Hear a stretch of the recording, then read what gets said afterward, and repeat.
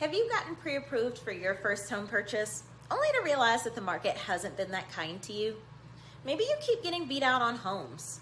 Or maybe the homes are going under contract faster than you have an opportunity to even tour the property. Well, fret not, because I have some tips to help you succeed in your first home purchase. My name is Bianca. I'm a local realtor in the Denver metro area, and today I'm discussing 5 tips to help you get into your first home in today's market. If you're someone that's looking to purchase your first home, and you're in an area where there's more buyers than sellers, then stay tuned, because this video is definitely going to be for you. Here are my 5 tips to help you get into your first home in today's market. Number 1, get your finances in order. Pay down as much debt as you possibly can, save as much money as you possibly can, and save beyond down payment and closing cost. Be sure that you have an emergency fund in place. The more money that you can have saved up, the better. And you'll want to focus on getting your credit score as high as you possibly can. The higher your score, the lower the interest rate and the more buying power you'll have.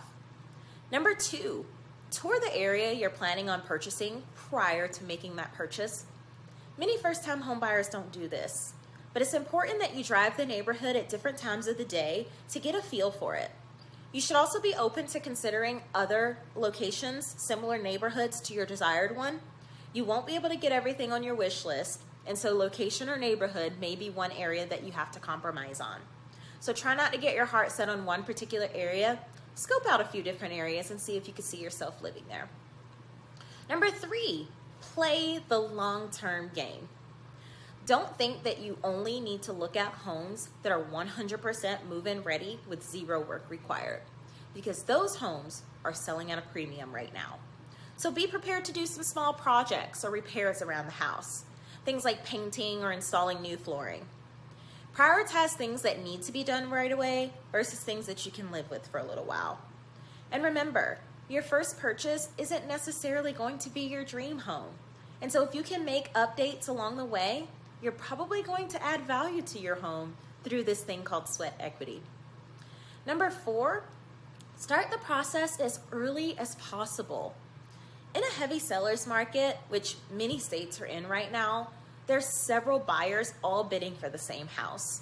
And so you may not get the first home that you submit an offer in on. And so if you know that you need to be in a home by a certain time frame, maybe it's by the end of the summer so that your kids can start in their new school district, you don't want to wait until the beginning of the summer to start your search, because it very well could take several months for you to find the right home.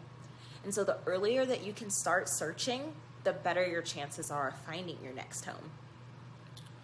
Number 5, be patient, and whatever you do, don't panic buy. This is one area where working with a local real estate agent goes a long way.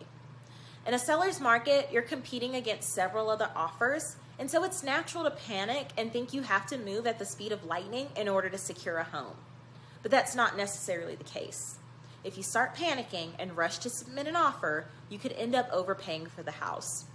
But by working with a local agent, they can educate you on the market and make sure that you have a better understanding if the home that you're interested in is a good value or if it's overpriced and simply not worth it. A recent Zillow survey actually showed that 75% of Americans who purchased during the pandemic have since had buyer's remorse. And so that's why starting the process as early as possible is so important.